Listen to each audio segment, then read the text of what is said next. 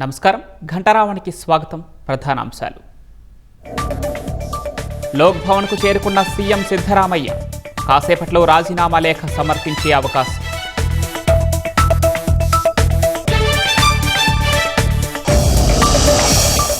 కాకరేపుతున్న కర్ణాటక రాజకీయాలు. డీకే శివకుమార్ను సీఎంగా ప్రకటించే అవకాశం.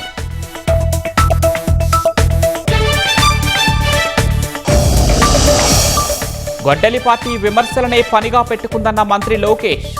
నియామకాలు జరిగిన 6 నెలలకు డీఎస్పీపై దుష్ప్రచారమేంటని ఆగ్రహం.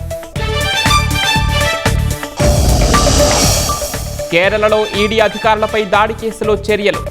8 మందిని అరెస్టు చేశామన్న డీజీపీ చంద్రశేఖర్.